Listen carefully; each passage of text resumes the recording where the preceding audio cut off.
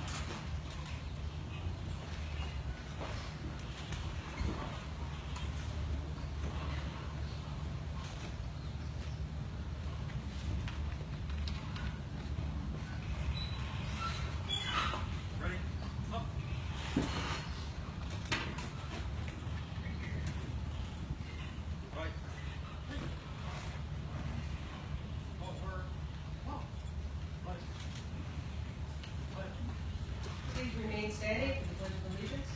I pledge allegiance to the flag of the United States of America and to the republic for which it stands, one nation, under God, indivisible, with liberty and justice for all.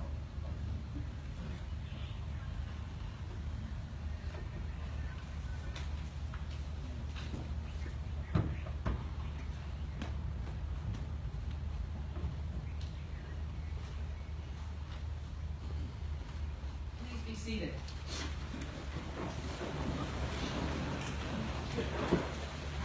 Unfortunately, our Reverend, who was to be here today, David Wills, passed away last night. Oh.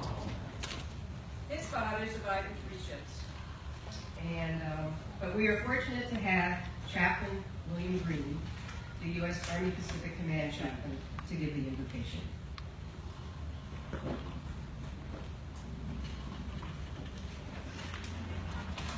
course, our hearts go out to Reverend's family and his loved ones. And I ask at this time that you bow with me as we pray.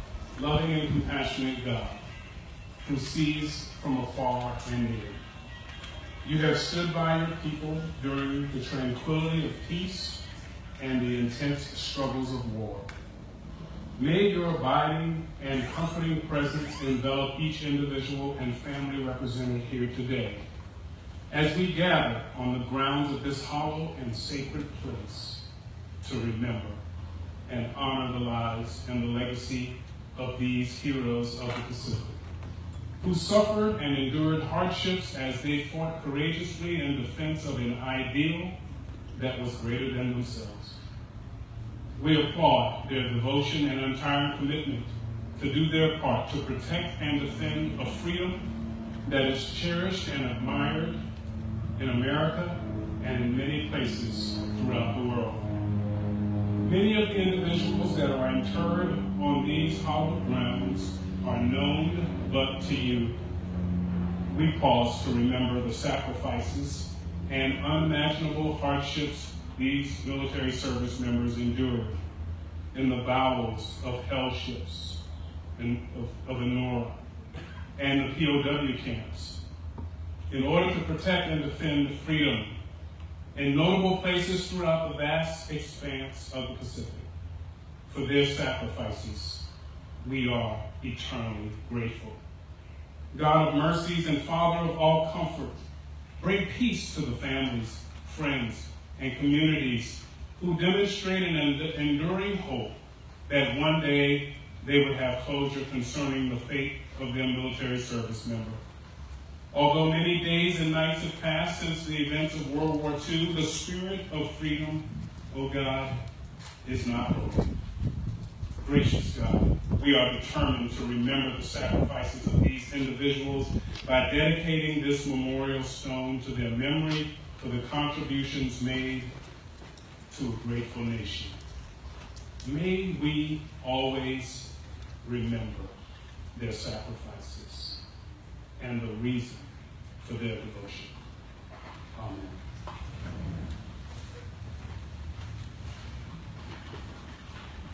Thank you.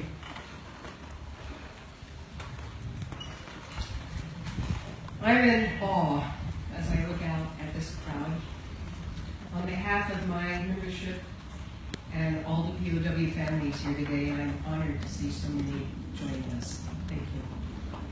We have representatives from all the services, many veterans organizations, including the Japanese American Veterans Association, Go for Broke, and Filipino Veterans Recognition and Education Project.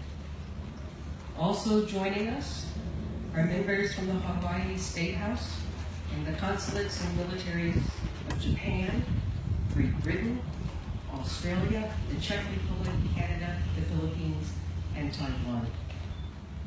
We have family members here from around the United States and the United Kingdom. Who had a family member who was on this three-ship odyssey? Please raise your hand. We have one family here, the Diaz's, who have about 20 members, and I have some good news for Caroline. She's been invited to participate in this year's delegation to travel to Japan for reconciliation. I thank the Japanese Consul General for this.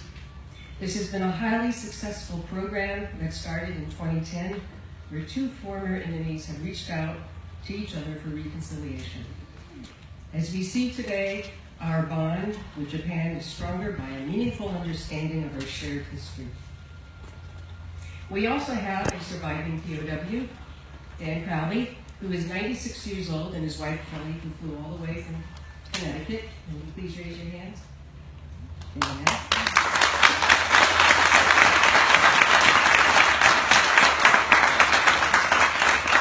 Dan was not on the Enoura Maru, but his service mirrored that of the men on that ship.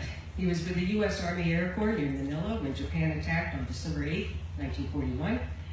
After his air base was destroyed, he was handed a rifle to fight with the U.S. Army infantry on the Bataan Peninsula. He avoided the Bataan Death March when the peninsula was surrendered on April 9, 1942, by swimming 3 miles to Corregidor Island, where he fought then with the U.S. 4th Marines until Corregidor fell, nearly a month later.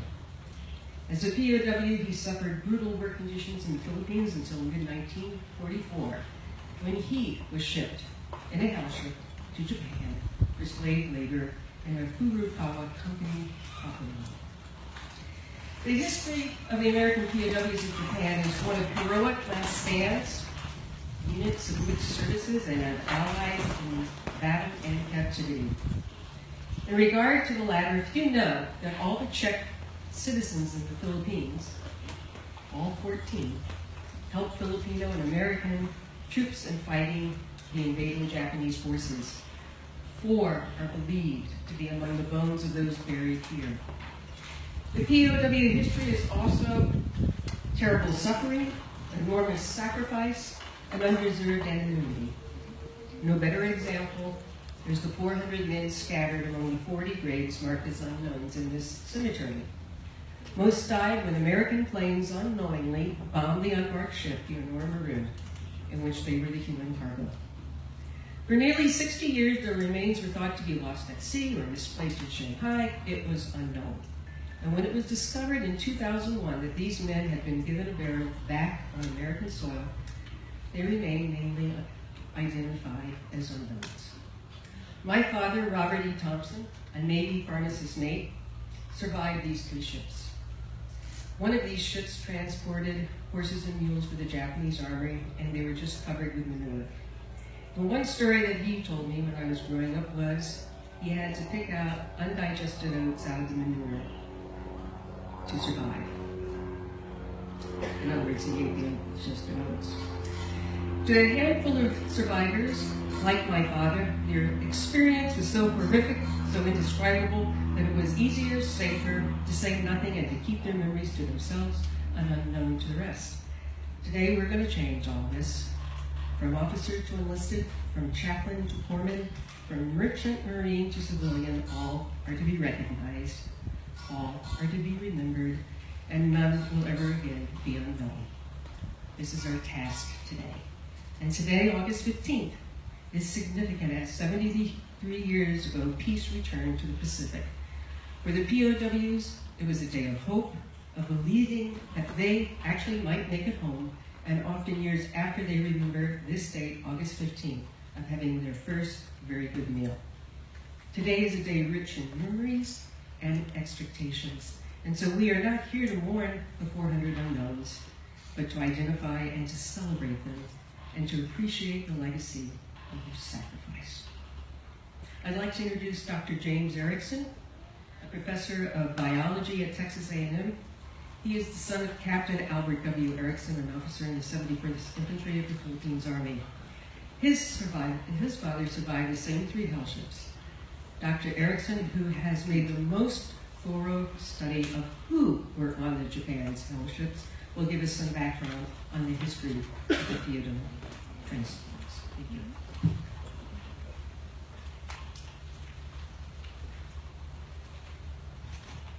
It is truly an honor to be here.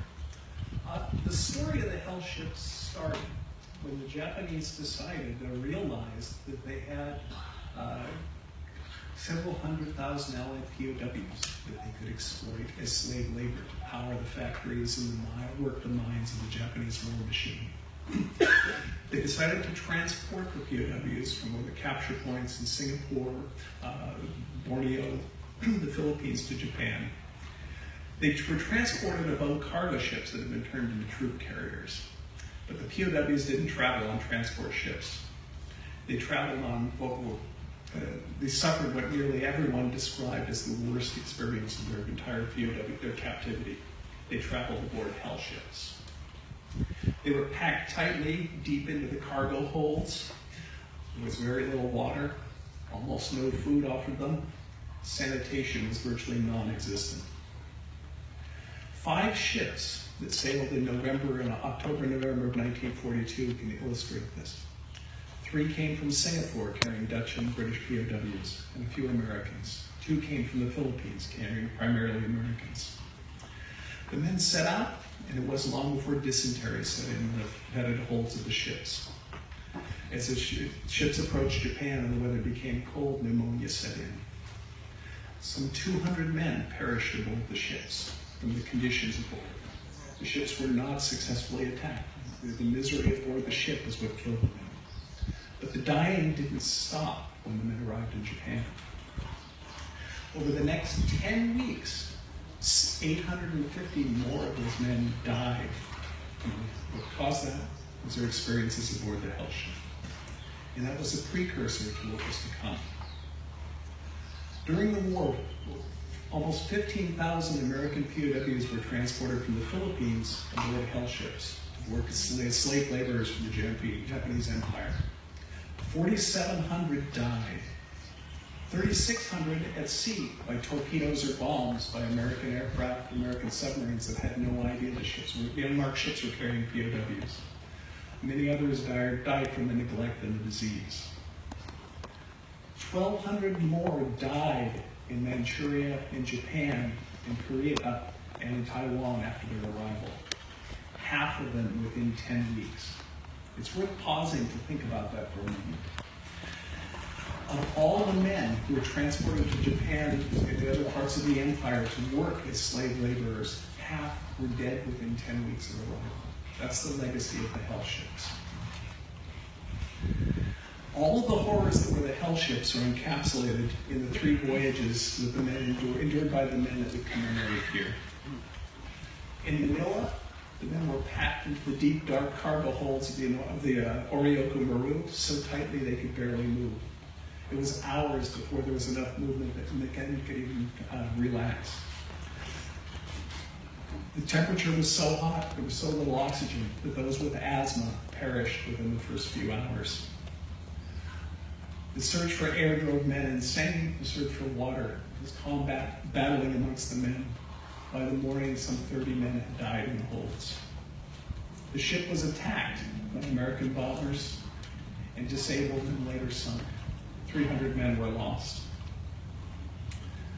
After the men were transferred to the next step of the journey, to the Enoura Maru, they actually had some more space. We have the ship plans for Enoura Maru, so we know how much space they had. Each man on that ship had 5 square feet. That gave them enough space to sleep, like spoons packed together in your drawers.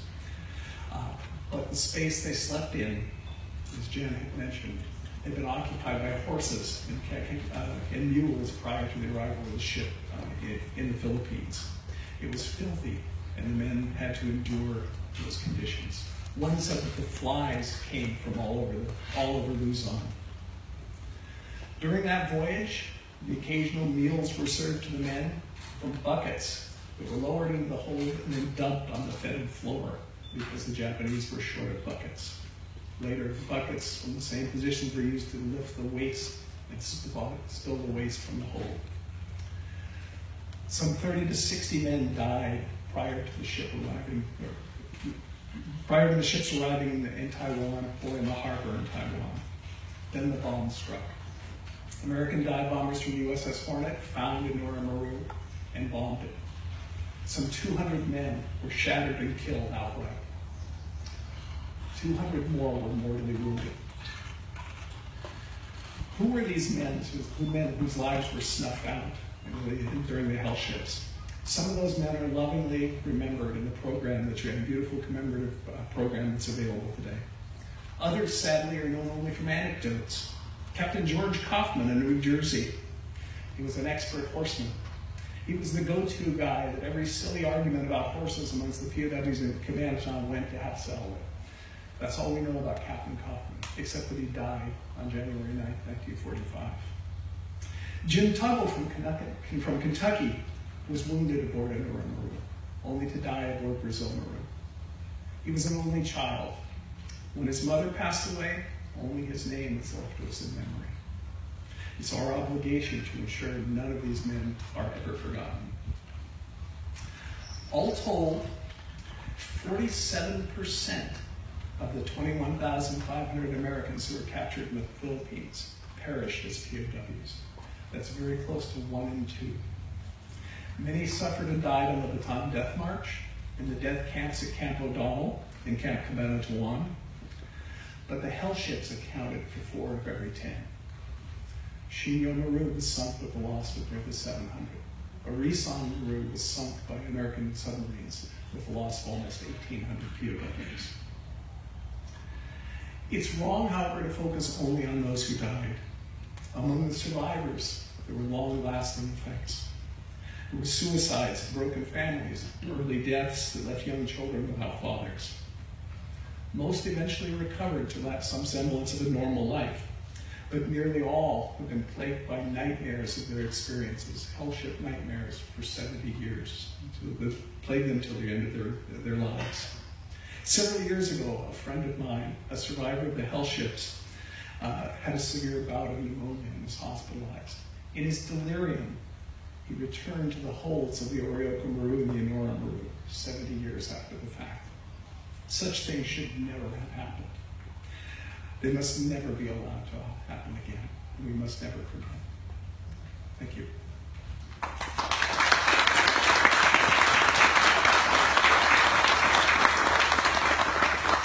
Since 1997, Michael Hurst has worked tirelessly to ensure that the 14 POW camps that were on Formosa, then a colony of Imperial Japan, are not forgotten. He has made sure that there were memorial markers at all the sites of the camps and oversaw the establishment of the Taiwan Prisoner of War Memorial Park, which features a memorial wall with the names of all who were POWs of Japan and Formosa, today's Taiwan. Michael? Thank you, Jen. Distinguished guests, members and friends of the ADBCMS and the TPCMS, especially those who had relatives on either the Enoura or Brazil Maru, welcome and thank you for coming. As co-sponsor of the Memorial Stone and co-host for today's event, I'm pleased and honored to be here in this sacred place to celebrate the culmination of this wonderful project to place the Memorial Stone on the Walk of Remembrance. What began as a tragedy 73 years ago has now led to the placing of this stone to honor those we dearly love and remember. The story of the Enoura Maru and Brazil Maru are also a part of the greater Taiwan POW story. And over the past 20 years, our society has tried to make sure that the story of the hell ships and the men who suffered on them has been told and that those men are not forgotten. After learning of the site of the bombing and the location of the mass grave on January the 9th, 2005, 60 years after to the day, a memorial service was held at the harbor in Kaohsiung, Taiwan. This led to the building and dedication of the Taiwan Hell Ships Memorial in January 2006, with several of the family members present, including Dwayne and Judith Hessinger, William Cahill, and several other guests. For Dwayne, it was finally the end of the search for his father. The story is in your program, so I won't go into more detail here, except to say that after receiving inquiries from family members of the Enoura Maru and Brazil Maru men as to whether a memorial could be built in Taiwan or somewhere to honor and remember these men,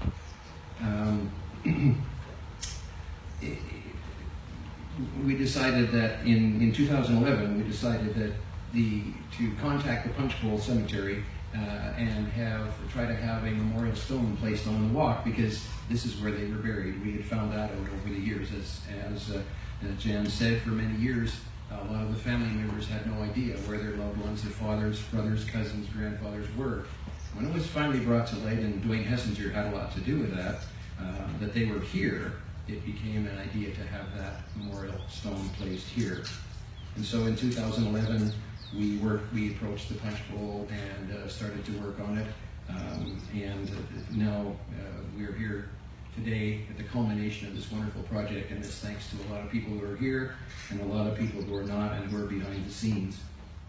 And I'd just like to say how wonderful it's been working together with the ADBCMS over these past few years to finally realize our dream and that of the families of the Enoura Maru men. This is really what this is all about. To have a very fitting and beautiful memorial placed on the Walk of Remembrance in their honor. They will not be forgotten. In 1927, when he unveiled the Menin Gate Memorial, containing the names of almost 55,000 missing men from World War II at Ypres, Belgium, Lord Plummer said, "They're not missing, they're here."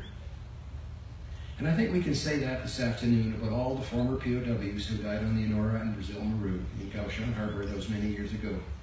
They are here with us today, and we are here with them 73 years after in this very special place.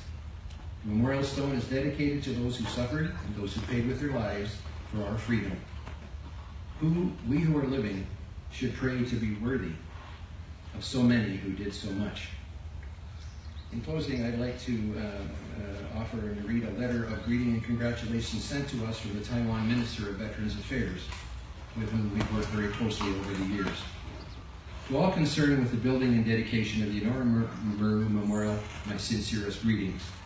On behalf of the ROC government and the Veterans Affairs Council, I want to express my congratulations to you for making the Enoura Maru stone at the Punchbowl Cemetery in Hawaii a reality.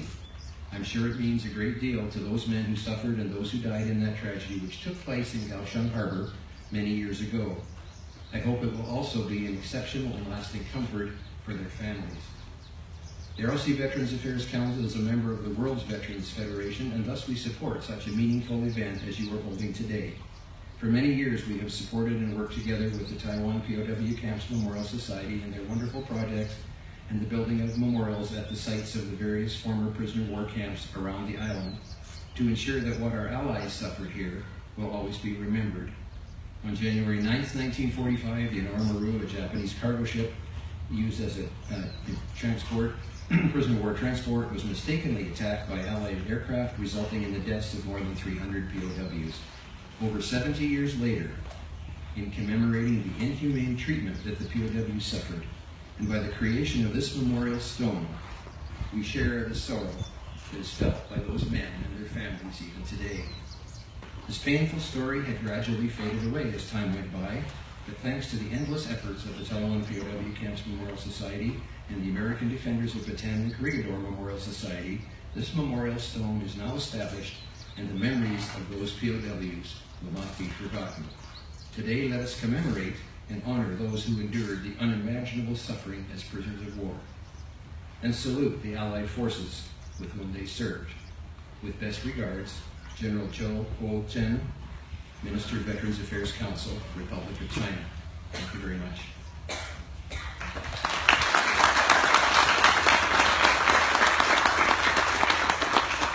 As far as we know, there are only 2 men living today who survived all 3 hellships, and they sent us statements to be read today. Our first is Paul Phillips, who lives in Denver, Colorado. Paul received the Silver and Bronze Star and Distinguished Service Medal.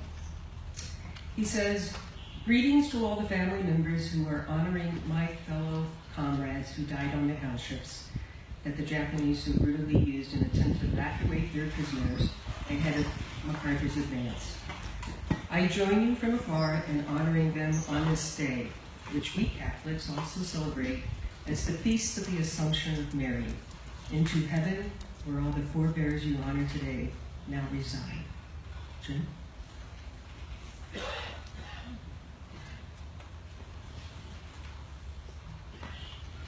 I have the privilege of reading a letter from Colonel Ben Starden. Colonel Starden survived the 3 hellships, was awarded the Bronze Star, the Silver Star, and the Distinguished Service Cross. He served in Korea, and after his retirement, he became an English professor at Clemson University. Many people know Ben because he is the only POW who actually marches each year in New Mexico at the Bataan Memorial Death March. A group of his former Clemson students who love marched together as members of Ben's brigade. At 100 years old last year, Ben marched his usual 8 miles. He plans to come back again. He's 100 minutes.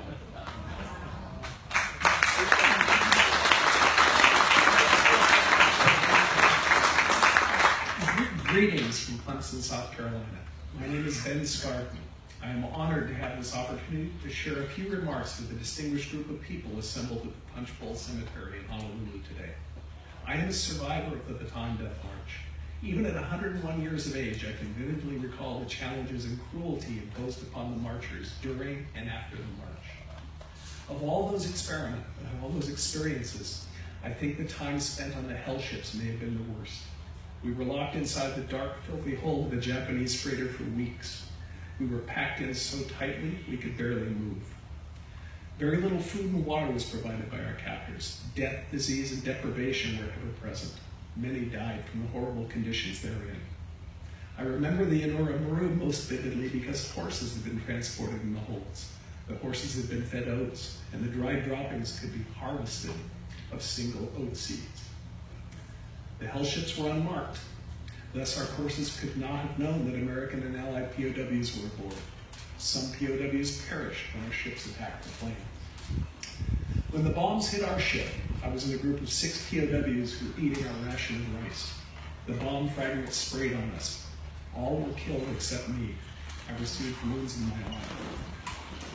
I was fortunate to have survived all 3 of the hellships contemplated in today's ceremony: the Enoura Maru, Orioco Maru, and Brazil Maru. Many special people died on the hellships. One of very special significance to me was Otis Morgan. Otis, along with another Clemson alumni, Henry Leitner, had nursed me back to some semblance of health during our time together in the Japanese prison camps. But for their selfless actions, I would not have survived the prison camps. I owe my life to Otis Morgan and Henry Leitner, neither of whom made it home from the war. Otis perished during the bombing of the Enoura Maru on 9 January 1945. His remains are buried here in the Punchbowl in one of the mass graves designated for that date. The memorial stone is being dedicated today as a fitting and lasting tribute to those who perished aboard the Enoura Maru. Thank you for making this wonderful tribute a reality, and thank you for honoring the men on all 3 ships with this ceremony. Although I could not be with you today in person, I am with you in mind and in spirit. May God bless all of you for what you are doing today and what you do every day to honor and remember those who were involved in the defense of Bataan and Caribbean.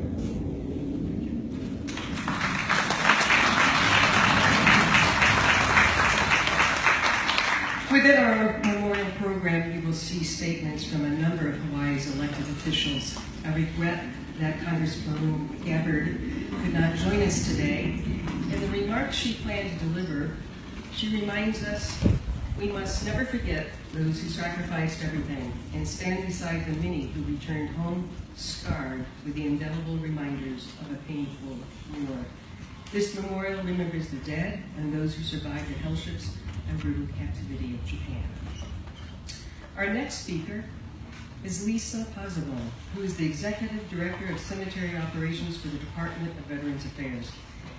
This past fall, I had the good fortune to review with her our application to place a memorial stone here at the National Memorial Cemetery of the Pacific.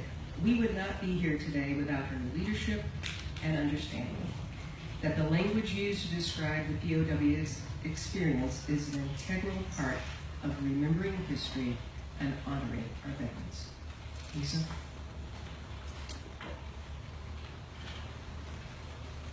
Thank you, Jan. American Defenders of Bataan and Corregidor Memorial Society, Taiwan POW Camps Memorial Society, family, friends of those we remember here today, service members, veterans, and other distinguished guests, ladies and gentlemen, good afternoon. We often struggle to find the right words that give proper honor to the lives who gave the last full measure of devotion, knowing that words alone are never enough. Today's dedication ceremony honors the memory and sacrifice of the men who lost their lives on the Enoura Maru and the other hell ships. They gave their lives in support of principles far greater than self. Our mission in the National Cemetery Administration is to honor those who served and their eligible family members with a final resting place in a national shrine that commemorates their service and sacrifice to our nation. VA's national cemeteries are living, dynamic places, and every service member and veteran that is buried here has a story, one that deserves to be remembered. To that end, the National Cemetery Administration is embracing a vision that ensures that no veteran ever dies. It is said that every person dies 2 deaths. The first one is when breath leaves us for the last time. The second comes sometime later when no one speaks our name or tells our story ever again. We don't want our veterans to suffer that second death, so we're taking action through a Veterans Legacy program by creating partnerships all over the country with universities and other organizations to study, learn, and teach about the veterans buried in our national cemeteries. Georgie Carter Krell, the mother of posthumous Medal of Honor recipient Bruce Carter, is quoted as saying, "Dying for freedom isn't the worst thing that can happen. Being forgotten is." So with the dedication of the Enoura Maru Memorial Stone, the American Defenders of Bataan and Corregidor Memorial Society, the Taiwan POW Camps Memorial Society, and all of you gathered here today, and those who are with us in thought, are ensuring that the life and legacy of those prisoners of war aboard those ships who made the ultimate sacrifice for our freedom will live on through the telling of their story. Let's keep their memory alive by giving them a voice and telling their stories.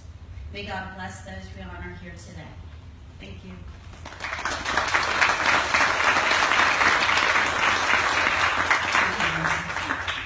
I have the honor to introduce Brigadier General Thomas J. Tickner with the Pacific Ocean Division of the U.S. Army Corps of Engineers. With most of the men we talk about today having been members of the Army, and many of them part of the Army Corps of Engineers, it seems fitting that he is representing the U.S. military in our program today. General?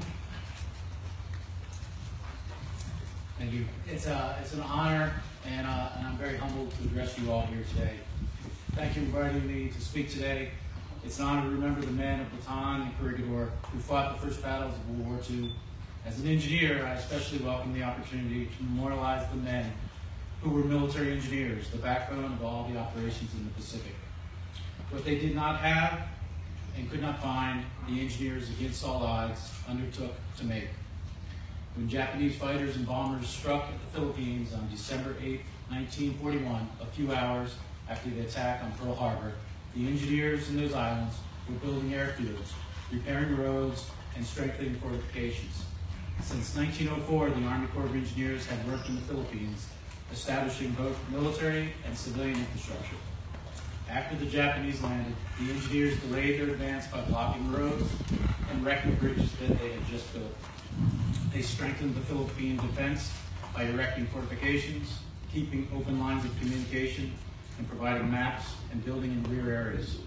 Toward the end, the engineers became infantry.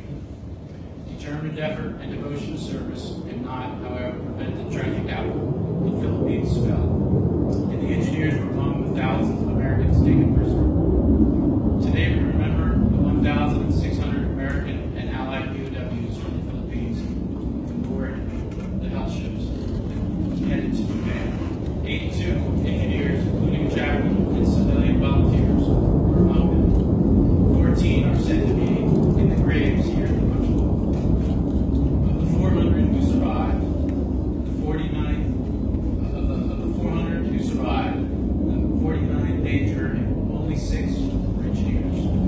One of those mortally wounded on January 9th, 1945, during the bombing of the hell ships berthed at Kersta Harbor, Taiwan, was Lieutenant Colonel Frederick Gilman Singh of the 14th Engineers, Philippine Scouts. He is credited with cleaning up the sanitation system at the Kersta-Wilson POW camp. Under his leadership, captive engineers turned the camp from being a plague-ridden cesspool to having functioning latrines and water spigots. He likely saved hundreds of lives. Yet I cannot dwell on the engineers.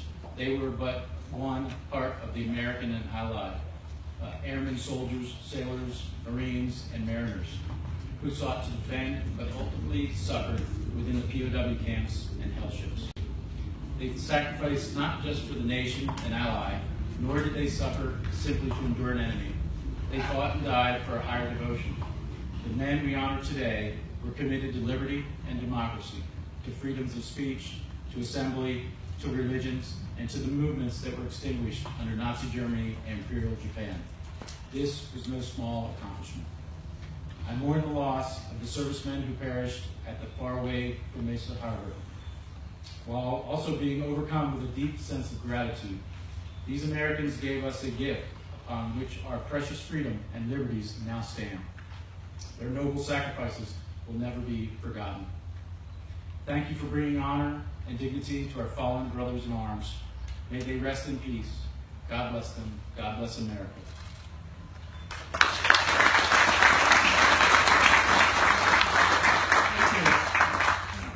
For the men in the graves here at Punchbowl, their hellship voyage ended in a murky harbor waters of Takao, Formosa, today's Kaohsiung, Taiwan. Speaking to our shared history and sorrow is Michael Singh, Director General of the Taipei Economic and Cultural Office of Honolulu. Michael.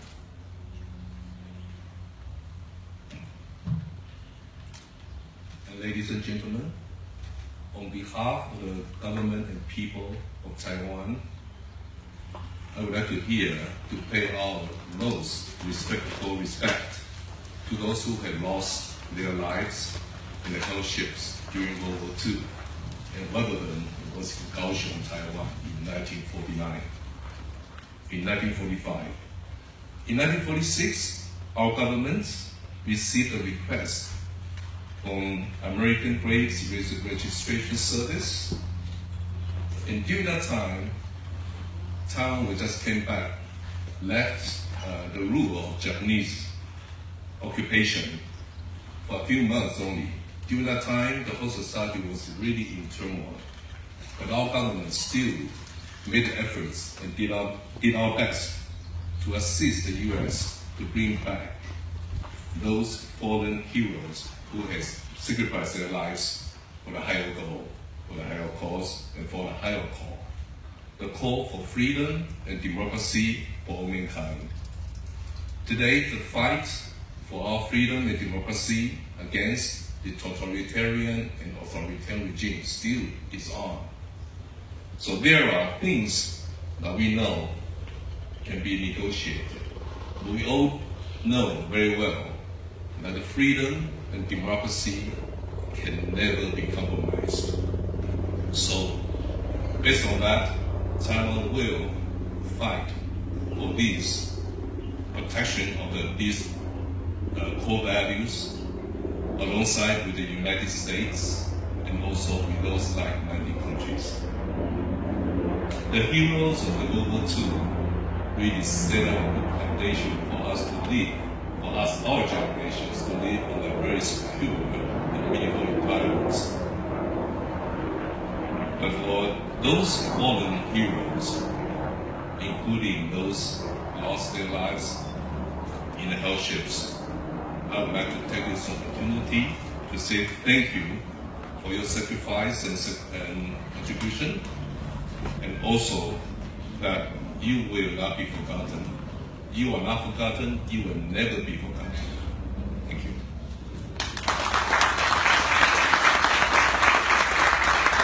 Thank you.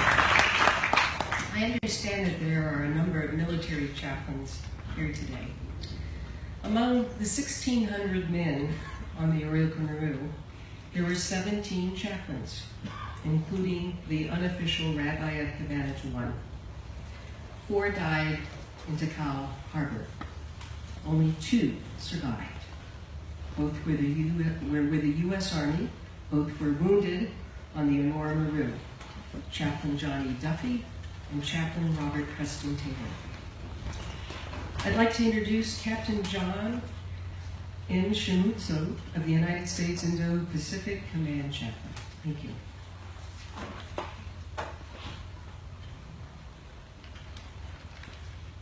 Good afternoon, ladies and gentlemen.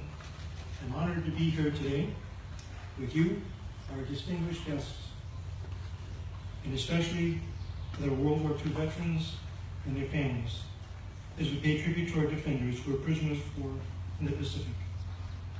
I extend greetings to our commander, Colonel Phil Davidson, and our senior enlisted leader, Sergeant Major Anthony Figueroa, and service members, including chaplains, from across the Indo-Pacific Command.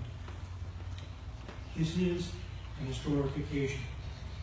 An historic occasion that recognizes and preserves the memory of the lives and sacrifices of those service members and mariners whose earthly remains since 1946 have laid to rest in the beauty and peace of Hawaii. Such tranquility stands in stark contrast to the final years of their lives. Many had been defenders of Bataan and Corregidor, and all suffered torture and indignity in captivity. The brave soldiers, Marines, and sailors, including their chaplains and a master sergeant known as the Rabbi Kabantuan, were prisoners of war of Imperial Japan and survived punishing years in prison camps. The trials and camps were followed by weeks of unspeakable horrors and holds of hell ships. The first, which was bombed and sunk in the Philippines, and the second, which was bombed and sunk in Taiwan. It's a particular honor for me to join you today because a few years ago, in 2013, in the British Commonwealth Cemetery in Japan, it was my privilege to meet with American veterans who had been prisoners of war, as they visited Japan, it is now an ally and a democracy. These great Americans, who had endured so much, focused not on themselves, but directed their attention and arms to their fallen comrades. Together, at the columbarium that safeguards the ashes of 48 Americans who perished on Enoura Maru, we prayed for prisoners of war who perished on hell ships and for their loved ones. May the survivors of hell ships and all former prisoners of war and their families always know the gratitude of their fellow Americans. May the wounded know God's healing power. May those who suffered much in this life know God's peace for all eternity.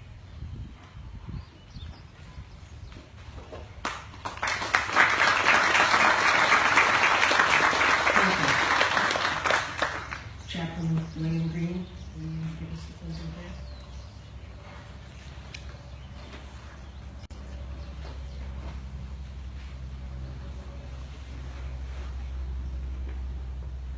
Please bow with me. Almighty God, we thank you for the lives honored here today through the dedication of this memorial stone and for the untiring effort and dedication of the American Defenders of Baton and Corridor Memorial Society, who worked diligently to remember and honor the sacrifices of those who endured unimaginable suffering in the bowels of the hell ships and POW camps. On behalf of a grateful nation, may we never forget their sacrifices and enduring contribution in support of freedom. And remind each of us gathered here today to do our part, to never forget. Amen.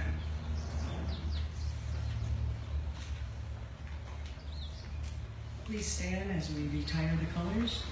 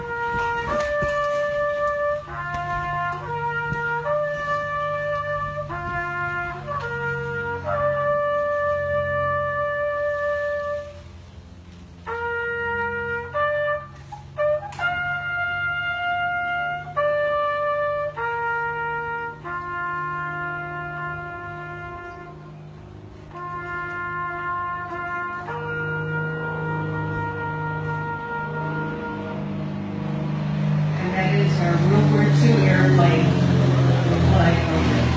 And hopefully he'll come back. And that concludes our service today. Thank you for coming.